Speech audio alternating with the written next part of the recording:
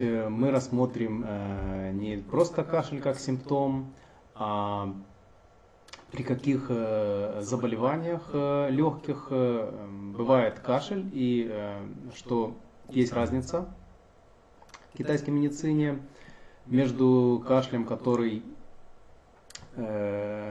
скажем так, это разные, не просто кашель, а разные виды, скажем так, если перевести на европейскую медицину, разные виды бронхитов. Вот. Итак, для начала хочу сказать о том, что в китайской медицине кашель – это симптом, может быть, многих заболеваний. То есть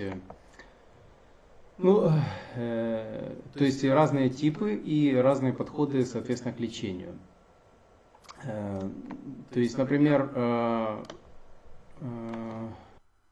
если в европейской медицине есть кашель, бронхит острый, бронхит хронический, который впоследствии переходит в ХОЗЛ, хроническое обструктивное заболевание легких. Вот. А в китайской медицине кашель бывает разный. Имеется в виду, что легкие, они поражаются, они болеют из-за разных причин.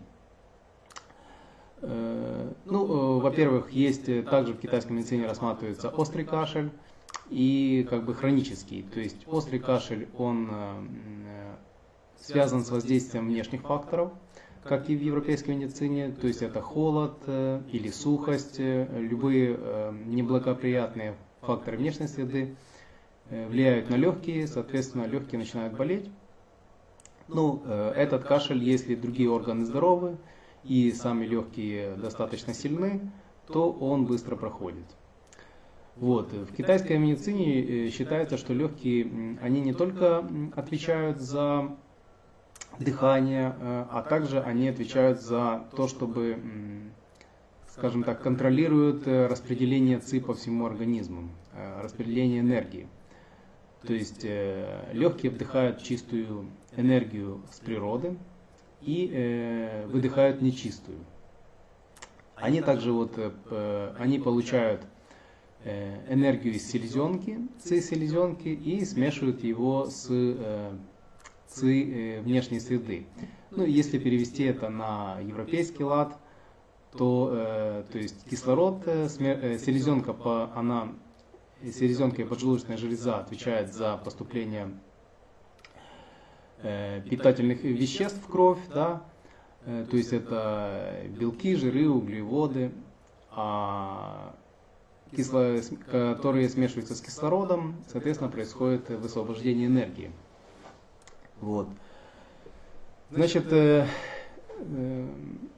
еще раз скажу о том, что есть вторжение внешних факторов в китайской медицине, то есть и есть вторжение внешних факторов могут быть в основные это холод, жара или сухость. Вот. Также в Китае, если этот кашель долго не проходит, даже вначале внешняя среда может спровоцировать начало заболевания хронического, то в дальнейшем это приводит к началу хронического заболевания. Вот. А уже хроническое заболевание в китайской медицине очень детально отличает, скажем так, есть разные виды хронического заболевания, хронического бронхита, да, которые связаны с поражением разных органов. Например, бывает хронический бронхит, который связан с тем, что у человека есть заболевание селезенки или поджелудочной железы. Вот. Тогда селезенка или поджелудочная железа, они не дают достаточной энергии, то есть недостаточно поступает веществ в организм, и это ослабляет легкие.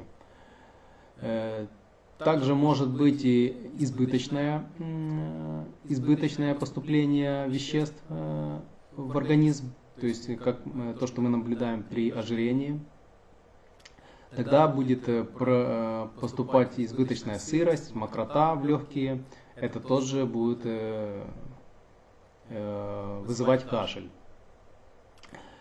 Вот. Есть также, например, дисфункция печени. Она приводит к тому, что она связана чаще всего с стрессом, то есть проявляется в виде гнева.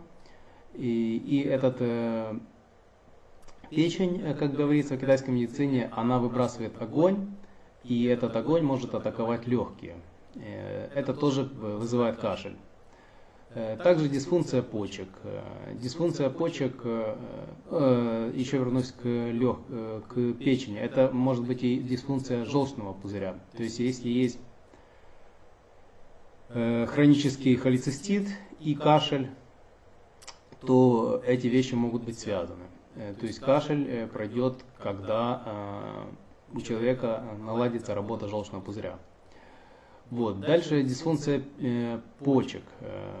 Дисфункция почек, она тоже, почки, они дают питательную, скажем так, они запускают легкие, в китайской медицине считается.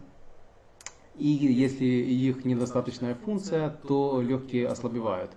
Это может тоже проявляться в виде кашля. Например, яркий пример такой, все знают, что при артериальной гипертензии, при повышенном давлении, которое связано с работой почек и надпочечников, у людей есть кашель. Или, например, есть препараты такие, кто гипертоник знает, каптопресс, каптоприл, то есть ингибиторы АПФ, у них есть побочный эффект, это кашель. То есть в китайской медицине эта связь четко отслеживается. В европейской медицине это просто описывается, что вот при применении этих препаратов, которые влияют на почки, на выделение, они, кто не знает, эти препараты, они блокируют фермент, который участвует в превращении одного из гормонов, который повышает давление. Когда этого фермента нет, скажем так, когда этот фермент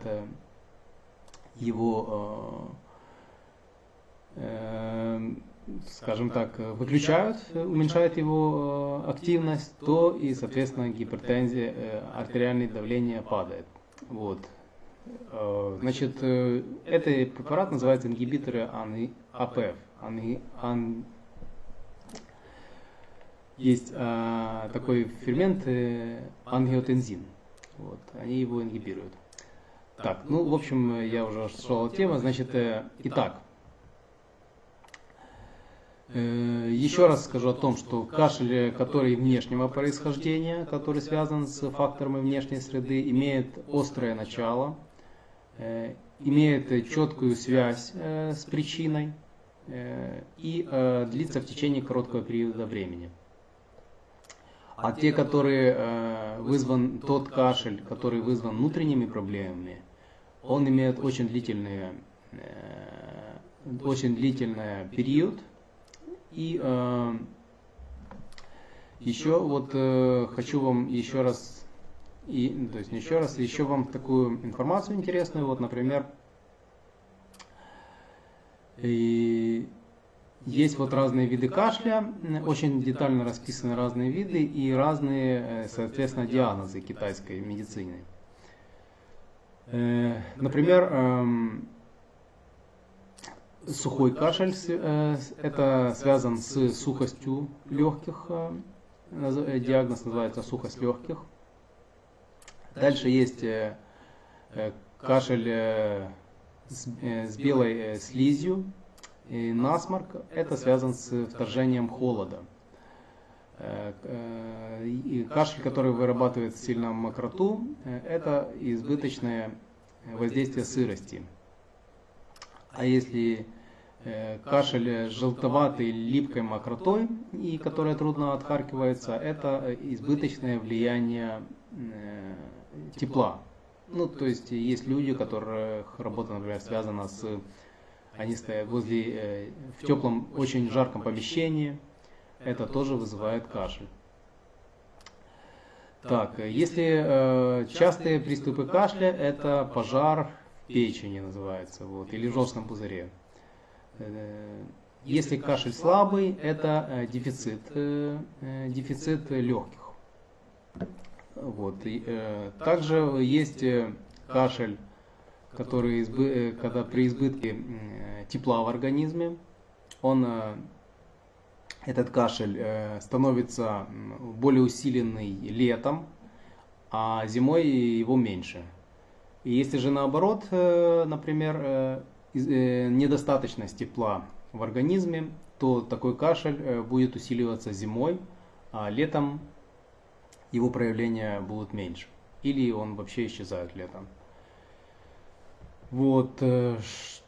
Например, еще есть такое интересное наблюдение китайских врачей, что и вкус, хоть такая тема не очень приятная, но вкус, например, тоже вкус мокроты, если он патологический. Например, если сладкий, то это связано с селезенкой поджелудочной. Если кислый, это с печенью. Если соленый, это связано с почками. Если бывает еще, когда ночью человеку тяжело дышать, нос забивается,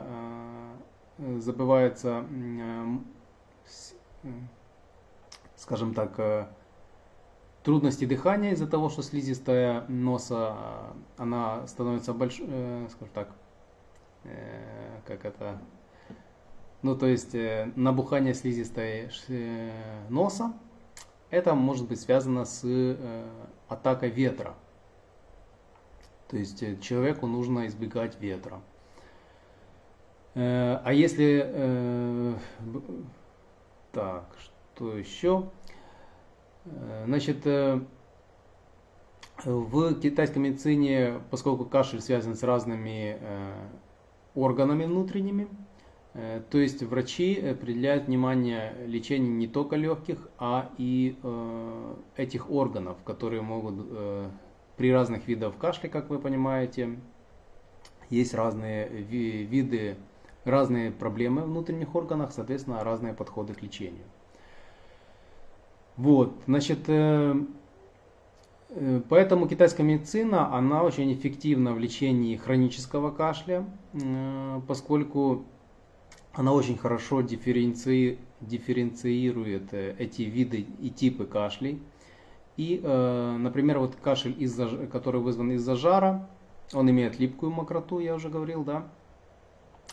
Его, значит, нужно, подход к лечению, нужно наоборот охлаждать организм, давать травы, которые увлажняют. И, соответственно, есть точки, акупунктурные точки, когда используется иглоукалывание, тоже, которые направлены на снижение жара в организме и увеличение влажности. А если, например, другой вид кашля, мы говорим сейчас о хроническом кашле, да, другой вид кашля, который связан с избытком холода, тогда будет озноб, много слизи, тогда нужно наоборот нагревать, специальная диета, я сейчас расскажу о ней, и также применение специальных трав, которые нагревают организм, и использование также точек, специальных акупунктурных точек, которые связаны с тем, чтобы увеличить тепло в организме. Так, значит, если кашель связан с избытком тепла в организме, тогда мокрота будет густая, липкая и может быть постоянное повышение температуры. Есть вот пациенты, многие рассказывают, что температура не проходит месяцами. То есть то меньше, то больше, но всегда держится где-то 37. Также кашель при этом виде будет иметь громкий и лающий звук, мокрота трудно отхаркивается и она будет иметь более темный цвет. Тогда нужно очистить легкие травами, есть специальные травы, также есть диета. При таком случае нужно использовать диету,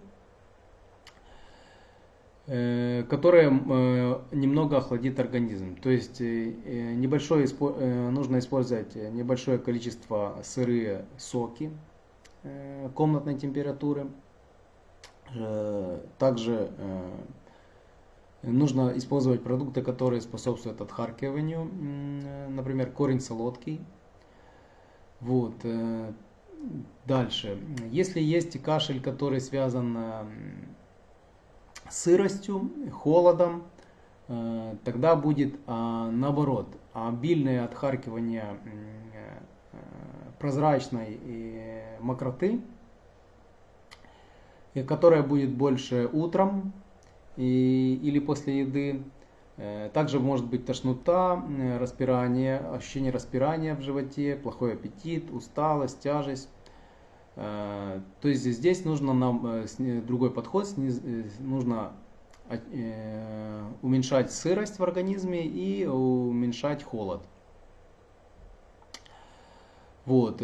Тогда в этом случае нужно избегать холодных продуктов. Нужно использовать много жидкости теплой. Имбирный чай очень хорошо. Быть в тепле постоянно. Супы теплые. Рекомендуют, например, супы из баранины. Так, дальше, например, лечение сухого кашля, когда человек долгое время в сухой среде. Такой кашель будет связан с болью в горле, постоянное першение, щекотание в горле. Принцип лечения, опять же, нужно уменьшить сухость в организме и увлажнить легкие. То есть тогда нужно использовать много супов с большим количеством жидкости. Женьшень используют в таком случае, который усиливает легкие. Вот. То есть большинство, опять еще раз скажу о том, что большинство кашля, которое острое, оно без проблем лечится, если это инфекционный кашель. Если бактериальный, нужно использовать антибиотики, если вирусы, противовирусные. Если же это хронический кашель, то нужно разбираться, с какими внутренними органами он связан. И такой подход дает более эффективное лечение. Вот. Вот. Все, что я, в принципе, хотел вам сказать. Если есть у вас еще вопросы, вы пишите в комментариях, с удовольствием на них отвечу. То есть, чтобы вы просто понимали, если есть хронический кашель, то при хроническом кашле не нужно использовать методы, которые используются при лечении острого кашля. Ну, например, при лечении хронического бронхита, при лечении острого бронхита используют антибиотики. Это нормально, это правильный подход. Но использование антибиотиков при хроническом бронхите результатов не дает. Лишь только вы нагружаете организм лишними токсинами. Вот. Нужно искать заболевания внутренних органов, тогда и кашель хронический пройдет. Вот. То же самое, не нужно использовать, скажем, методы лечения хронического кашля при остром кашле. Да? Если у вас есть четкая связь, там, вы промерзли или заразились от кого-то, есть острый и кашель очень сильно выражен, бурная клиника, соответственно, нужно лечиться методами, которые применяются при лечении острого кашля. Опять же, антибиотики, противовирусные препараты. То есть вы понимаете, да, что нужен адекватный подход. Вот. Что еще вам хотел сказать? Да, ну то же самое. Например, там меня спрашивают, вот, и когда если вот человек простудился, да, какие точки нажимать, чтобы выздороветь и не использовать, например, противовирусные или антибиотики. Я скажу так, что если организм сильный, да, и он может побороться с фактором, то да, кашель пройдет за несколько дней. Если вы видите, что ваше состояние усугубляется, то уже нажатие никаких точек вам не поможет. Нужно использовать лекарства. То есть нужно всегда адекватно подходить к ситуации. При хроническом кашле, единственное, что могу сказать, что когда уже хронический кашель, да, то можно использовать, например, самые эффективные точки. Это вот здесь на груди. Вот сейчас. То есть вы можете просто пройтись по грудине сверху вниз и найти самую болезненную точку. Она, как правило, чуть выше, ну вот где-то в этом районе, и ее промассажировать. Это немного улучшит ситуацию, но не сильно, не кардинально. Также использование точек Хэгу, которые вот здесь, эти точки улучшают иммунитет. Но опять же, это не является основным методом, который вам сможет помочь. Вот. Ну что ж, думаю, сегодня буду уже заканчивать эфир. Так что пишите ваши вопросы, будьте здоровы, берегите себя, выполняйте рекомендации, которые я вам даю, режим, диета, упражнения, цигун. И тогда все будет хорошо, и мы сможем побороть наши хронические заболевания. Всего доброго, до новых встреч. С вами был врач-иглотерапевт Павел Ким.